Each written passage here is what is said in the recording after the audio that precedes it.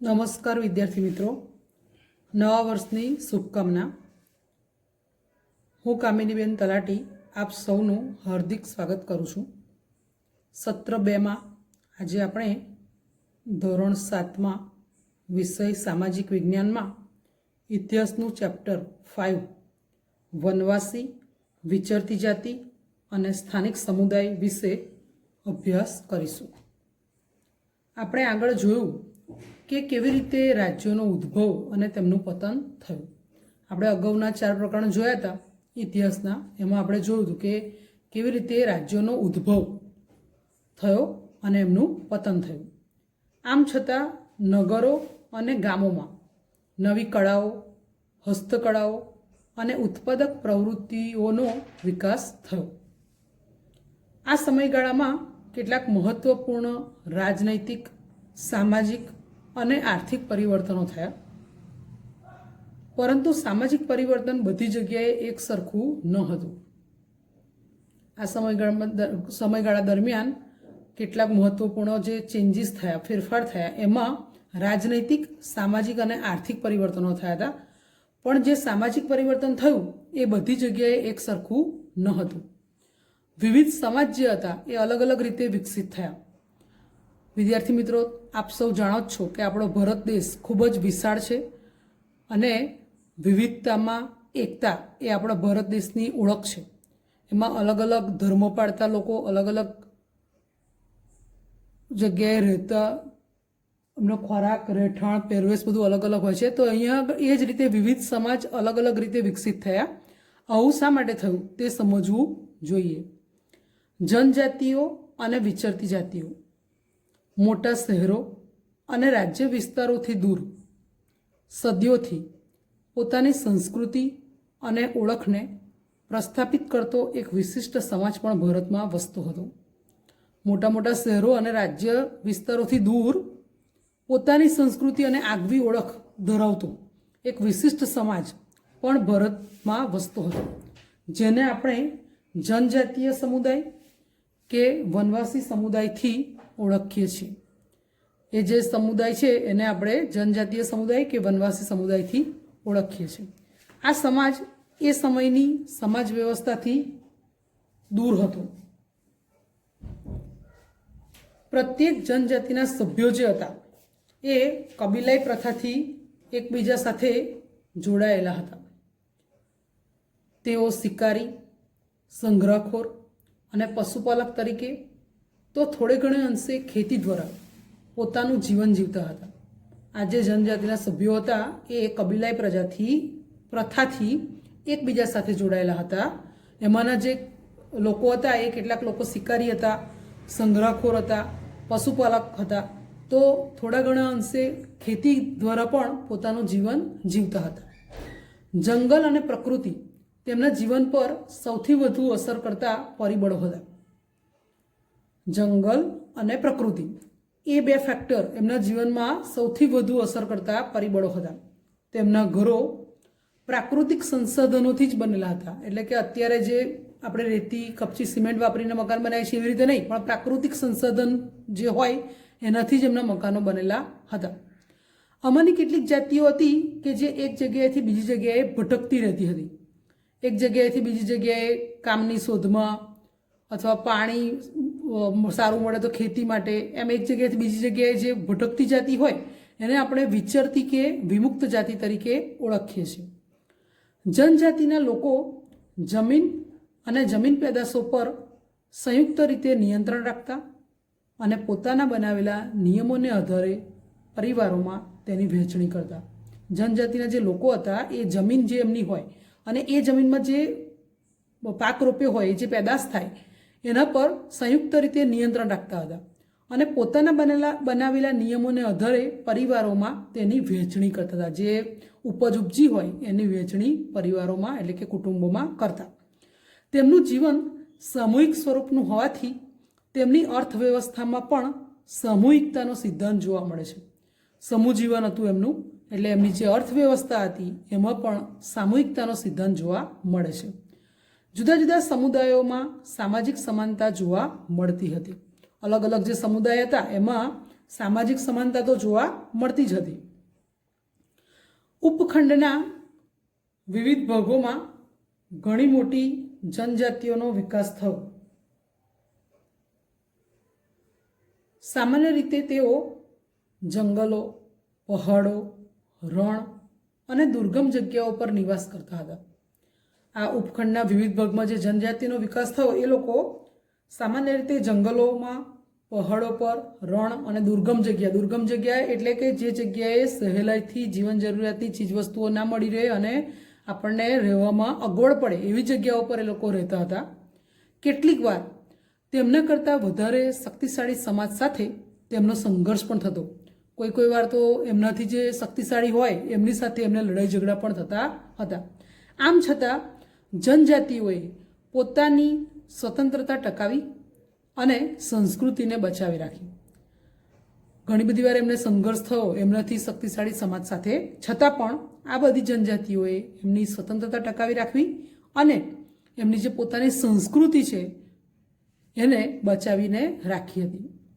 જાતિ આધારિત સમાજ અને જનજાતીય સમાજ વિવિધ જરૂરિયાતો માટે એકબીજા પર નિર્ભર હતો. જાતિ આધારિત સમાજ અને જનજાતીય સમાજ એ બંને એકબીજા પર નિર્ભર એટલે ડિપેન્ડ હતો એકબીજા પર. કઈ રીતે? તો જરૂરિયાત માટે એકબીજા પર નિર્ભર હતો. સંઘર્ષ અને નિર્ભરતાના સંબંધને કારણે બંને સમાજમાં ધીરે ધીરે પરિવર્તન આવ્યું. સંઘર્ષ થતો હતો અને નિર્ભરતા જરૂરિયાતો માટે, આ બંનેને કારણે શું થયું? બંને સમાજમાં ધીરે ધીરે પરિવર્તન આવ્યું. વનવાસી અને વિચરતી જાતિના લોકો. સમકાલીન ઇતિહાસકારો અને મુસાફરોએ વનવાસી અને વિચરતી જાતિઓ વિશે બહુ ઓછી જાણકારી આપી છે. જે આપણે ઇતિહાસ જાણવા માટે ઇતિહાસકારો અને જે તે મુસાફરો જે સમયમાં આવ્યા હોય અને કંઈ નોંધ કરી હોય તો એના આધારે આપણને ઇતિહાસ જાણવા મળતો હોય છે. તો અહીંયા સમકાલીન જે ઇતિહાસકારો અને મુસાફરોએ વનવાસી અને વિચરતી જાતિઓ વિશે આપણને બહુ ઓછી જાણકારી આપી છે, એટલે બહુ જાણકારી આપી નથી. એમ કેટલાક અપવાદો બાદ કરતા જનજાતિના લોકો પાસે લેખિત દસ્તાવેજો મળતા નથી. કોઈ જગ્યાએ લેખિત દસ્તાવેજ જોવા મળે અપવાદ બાદ કરતા, બાકી જનજાતિના લોકો પાસે કોઈ લેખિત એવા દસ્તાવેજો મળતા નથી. પરંતુ વનવાસી કે જનજાતિ પ્રજા પોતાના સમૃદ્ધ રીત રિવાજોનું અને મૌખિક પરંપરાઓનું રક્ષણ કરતી હતી. આ વનવાસી કે જનજાતિ પ્રજા જે હતી એ પોતાના જે રીત રિવાજો હોય અને મૌખિક પરંપરાઓનું રક્ષણ કરતી. લેખિત દસ્તાવેજ કંઈ મળ્યા નથી, પણ મૌખિક પરંપરાઓનું રક્ષણ કરતી હતી. આ પરંપરાઓ નવી પેઢીને વારસામાં મળતી હતી. આ જે પરંપરા હોય એ નવી પેઢીને વારસામાં મળે. વર્તમાન ઇતિહાસકારો જનજાતિઓનો ઇતિહાસ લખવા માટે આવી મૌખિક પરંપરાઓનો પણ ઉપયોગ કરે છે. અત્યારના જે ઇતિહાસકારો છે એ જનજાતિઓનો ઇતિહાસ લખવા માટે આવી મૌખિક પરંપરાનો પણ ઉપયોગ કરે છે. કારણ કે લેખિત દસ્તાવેજો મળતા નથી, કોઈ પુરાવા મળતા નથી, તો મૌખિક પરંપરાનો ઉપયોગ કરે છે. ભારતની મુખ્ય જનજાતિના ક્ષેત્રો. આમાં આપણે જોઈશું તો જે જનજાતિ છે એના નામ આવશે. જેમ આપણે આગળના પાઠમાં વંશના નામ આવતા હતા એમ આમાં જનજાતિના નામ આવશે. તો ભારતના મોટાભાગના વિસ્તારોમાં જનજાતિની વસ્તી જોવા મળે છે. ભારતના જે મોટાભાગના વિસ્તારો છે એમાં આ જનજાતિની વસ્તી આપણને જોવા મળે છે. જનજાતિનો વિસ્તાર અને પ્રભાવ સમયની સાથે બદલાતો રહેતો. કેટલીક જનજાતિ ખૂબ શક્તિશાળી હોય મોટા પ્રદેશો પર નિયંત્રણ ધરાવતી હતી. કેટલીક જનજાતિ એવી હતી કે ખૂબ શક્તિશાળી હતી, તો એ મોટા પ્રદેશો પર નિયંત્રણ ધરાવતી હતી. જેમ કે 13મી 14મી સદી દરમિયાન પંજાબમાં ખોખર જનજાતિ અને ગખ્ખર જનજાતિ મુખ્ય હતી. મેં તમને કહ્યું એમ આમાં જનજાતિઓના નામ આવશે, એ આપણે યાદ જ રાખવા પડે. અને કયા રાજ્યમાં અથવા તો કયા વિસ્તારમાંથી આ જનજાતિ મળી આવતી હતી અથવા રહેતી હતી, તો 13મી 14મી સદી દરમિયાન પંજાબમાં ખોખર જનજાતિ અને ગખ્ખર જનજાતિ જે હતી એ મુખ્ય હતી. એટલે જાતિના નામ છે ખોખર અને ગખ્ખર. આ જનજાતિમાંથી આવનાર કમાલખા ખખ્ખરને અકબરે મનસબદાર બનાવ્યા હતા. આ ઓબ્જેક્ટિવ પ્રશ્નમાં પૂછાતું હોય છે કે અકબરે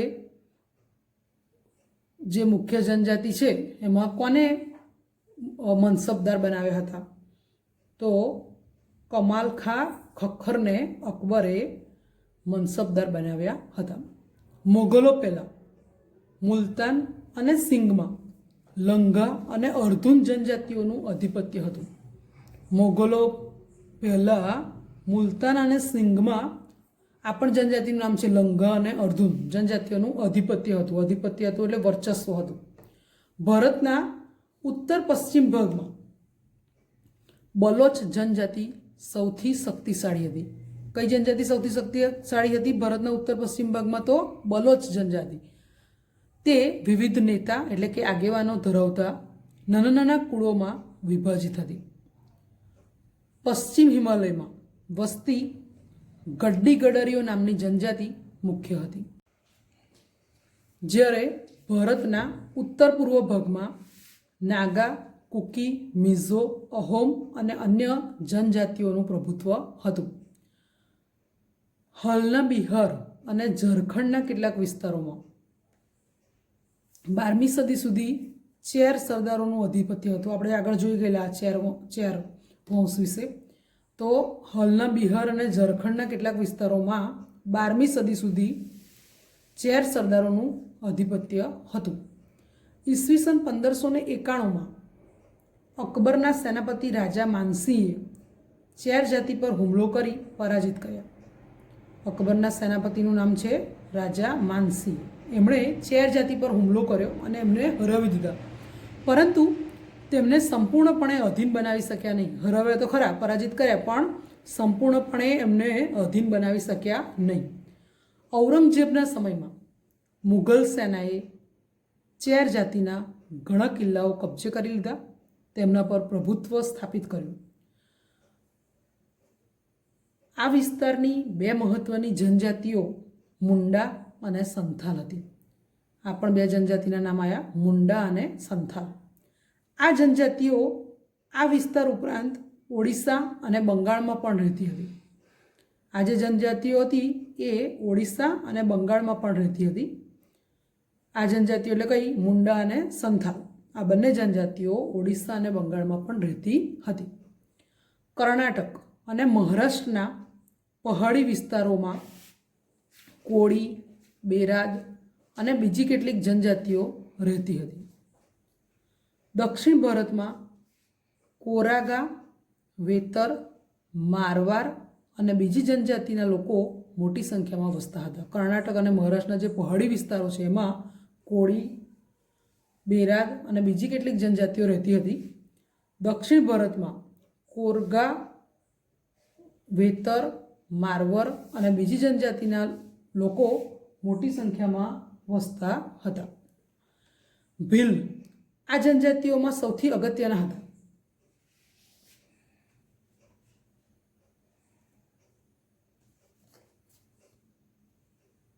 જે પશ્ચિમ અને મધ્ય ભારતમાં ફેલાયેલા હતા. પશ્ચિમ એટલે આપણું ગુજરાત રાજ્ય અને મધ્ય ભારતમાં ફેલાયેલા હતા ભીલ લોકો. 16મી સદીના અંત સુધીમાં તેમાંના ઘણા ખેડૂત અને જમીનદાર તરીકે સ્થાયી થયા હતા. જો કે કેટલાક ભીલ કુળ શિકાર અને અન્ન સંગ્રહક સાથે જોડાયેલા રહ્યા. હાલના છત્તીસગઢ, મધ્યપ્રદેશ, મહારાષ્ટ્ર અને આંધ્રપ્રદેશમાં ગોંડ લોકોની વસ્તી વધુ છે. ભીલ લોકોની વાત કરીએ તો આપણા ગુજરાતમાં અને મધ્ય ભારતમાં ભીલ લોકો ફેલાયેલા હતા. 16મી સદીના અંત સુધીમાં જોઈએ તો ખેડૂત અને જમીનદાર તરીકે એ લોકો સ્થાયી થયા અને કેટલાક જે ભીલ લોકો હતા, ભીલ કુળ, એ શિકાર અને અન્ન સંગ્રહ સાથે પણ જોડાયેલા રહ્યા. હાલમાં આપણું જે છત્તીસગઢ રાજ્ય છે, મધ્યપ્રદેશ રાજ્ય છે, મહારાષ્ટ્ર અને આંધ્રપ્રદેશ રાજ્યમાં ગોંડ લોકોની વસ્તી વધારે પ્રમાણમાં છે.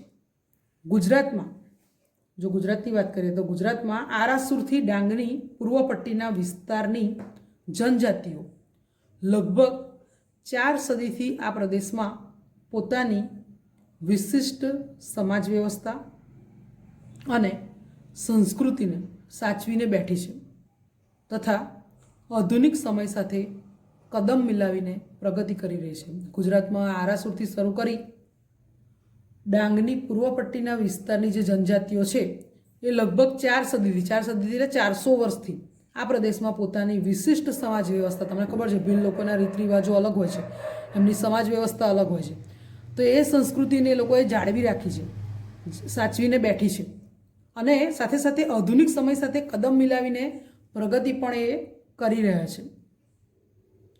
વિચરતી અને વિમુક્ત જાતિ.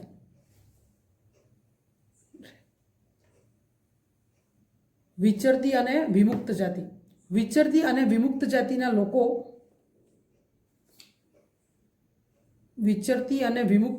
લોકો પોતાના પશુઓ સાથે દૂર દૂર સુધી ફરતા રહેતા. આ જે વિચરતી અને વિમુક્ત જાતિના લોકો હતા એ પોતાના પશુઓ સાથે દૂર દૂર સુધી ફરતા રહેતા અને એમનું જીવન મોટે ભાગે પશુપાલન પર આધારિત હતું. તેઓ સ્થાયી જે ખેડૂતો હોય એમની પાસેથી અનાજ છે, કપડાં, વસણ અને અન્ય વસ્તુઓ માટે ઊન અને ઘી જેવી વસ્તુઓનો વિનિમય પણ કરતા. વિનિમય એટલે આપલે કરતા. કેટલીક વિચરતી જાતિઓ જાનવરો પર સામાન લાદી એક જગ્યાએથી બીજી જગ્યાએ લઈ જઈ વસ્તુઓનું ખરીદ વેચાણ કરતી હતી. જો આ જે વિચરતી અને વિમુક્ત જાતિના લોકો છે એ પશુઓ સાથે દૂર દૂર સુધી ફરતા રહેતા અને એમનું જીવન કેવું હતું? મોટે ભાગે પશુપાલન પર આધારિત હતું. એટલે જે સ્થાયી ખેડૂતો હોય એમની પાસેથી લોકો અનાજ, કપડાં, વસણ અને અન્ય વસ્તુઓ લેવી હોય એટલા માટે ઊન અને ઘી વગેરે વસ્તુઓ સામે એ લોકો આપતા, એટલે વિનિમય કરતા, એટલે આપલે કરતા. કેટલીક વિચરતી જાતિઓ એવી હતી કે જે જાનવરો પર સામાન મૂકી એક જગ્યાએથી બીજી જગ્યાએ લઈ જાય અને પછી એમનું ખરીદ વેચાણ કરતી હતી.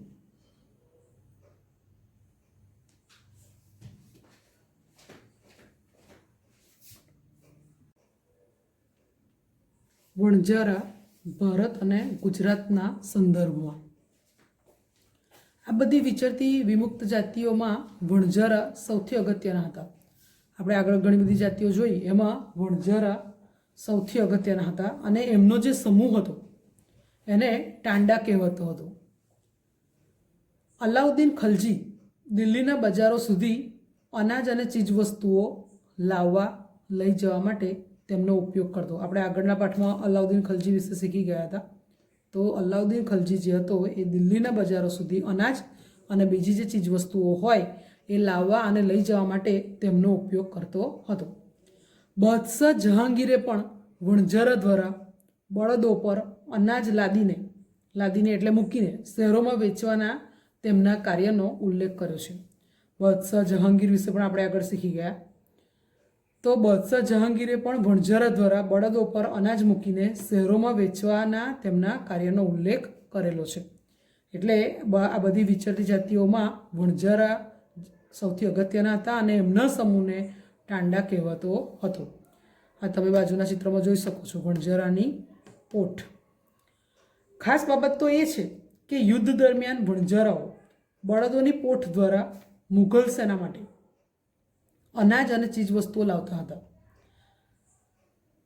જ્યારે યુદ્ધ થાય ત્યારે વણજારાઓ બળદોની પોઠ દ્વારા મુઘલ સેના જે હતી એના માટે અનાજ અને ચીજવસ્તુઓ લાવતા હતા. એક રીતે જોઈએ તો વણજારા ભારત અને વિશ્વ વચ્ચેની કડી હતા. મધ્ય એશિયાથી અનેક ચીજવસ્તુઓ તેમના દ્વારા ભારતમાં આવતી અને ભારતથી બહાર જતી. એટલે આ વણજારા જે હતા એ ભારત અને વિશ્વ વચ્ચે એક કડીરૂપ હતા કે મધ્ય એશિયાથી અનેક ચીજવસ્તુઓ એમના દ્વારા જ ભારતમાં આવતી અને ભારતની બહાર પણ જતી હતી. જનજાતિઓ અને વિચરતી જાતિઓની સંસ્કૃતિ. કેટલીક વિચરતી વિમુક્ત જાતિઓ ઘેટા બકરા, ઘોડા, ગાય, ભેંસ અને બળદના વેપાર સાથે પણ સંકળાયેલી હતી. કેટલીક વિચરતી જાતિઓ હતી કે જે ઘેટા બકરા, ઘોડા, ગાય, ભેંસ અને બળદના વેપાર સાથે જોડાયેલી હતી. વિવિધ જાતિના નાના મોટા ફેરિયાઓ એક ગામથી બીજે ગામ જઈને જાતે બનાવેલા દોરડા, ઘસની ચટાઈ અને મોટા થેલા વેચતા. કેટલીક વિચરતી વિમુક્ત જાતિઓમાં કાંગસિયા, મોડવાનો સમાવેશ થતો હતો. જે બંગડી અને સૌંદર્ય પ્રસાધનો એટલે તૈયાર થવાની વસ્તુઓના વેપાર સાથે જોડાયેલા હતા. કેટલીક વિચરતી જાતિઓમાં નટ બજાણિયાનો સમાવેશ થતો. તેઓ વિભિન્ન અંગ કસરતો દ્વારા લોકોનું મનોરંજન કરતા. અત્યારે તો આપણે મનોરંજનના સાધનો જોઈએ તો ટીવી છે, મોબાઈલ છે, પણ એ વખતે લોકોનું મનોરંજન કરવા માટે નટ અને બજાણિયાઓ વિભિન્ન અંગ કસરતો કરી અને લોકોનું મનોરંજન કરતા. ગુજરાતમાં વણઝારા, માલધારી, નટ, બજાણિયા, કાંગસિયા જેવી વિચરતી વિમુક્ત જાતિઓ જોવા મળે છે. જનજાતિઓમાં આવેલ સાંસ્કૃતિક પરિવર્તન. અર્થવ્યવસ્થા અને સમાજની જરૂરિયાતો વધતા નવા કલા કૌશલ્યો ધરાવતા લોકોની આવશ્યકતા ઊભી થઈ. નવા કૌશલ્યો ધરાવતા લોકોની આવશ્યકતા એટલે જરૂરિયાત કેમ ઊભી થઈ? તો અર્થવ્યવસ્થા અને સમાજની જરૂરિયાતો જેમ જેમ વધે એમ નવા કલા કૌશલ્યો ધરાવતા લોકોની જરૂર પણ પડે. સમાજ જુદી જુદી જાતિઓમાં વિભાજિત થયો. એટલે જે સમાજ હતો એ અલગ અલગ જાતિઓમાં એના ભાગ પડી ગયા. બીજી બાજુ ઘણી જનજાતિઓ અને સામાજિક જૂથોને જ્ઞાતિ આધારિત સમાજમાં સમાવી તેમને જાતિનો દરજ્જો આપવામાં આવ્યો. ઘણી જનજાતિઓ હતી અને સામૂહિક જૂથોને જ્ઞાતિ આધારિત સમાજમાં સમાવી લીધા અને જાતિનો દરજ્જો આપવામાં આવ્યો હતો. આવી જાતિઓમાં વિશિષ્ટ કૌશલ્ય ધરાવતા સમુદાય મુખ્ય છે. હવે વર્ણને બદલે જાતિ સમાજના સંગઠનનો આધાર બની. એટલે વર્ણને બદલે જાતિ સમાજના સંગઠનનો એક આધાર બની. પહેલાં વર્ણ પર સમાજ ચાલતો હતો, હવે જાતિ પર એટલે સમાજ સંગઠનનો આધાર જાતિ બની. એમ પહેલાં તમને ખબર હોય તો 4 વર્ણો હતા, તો એ વર્ણને બદલે જાતિ સમાજના સંગઠનનો આધાર બની.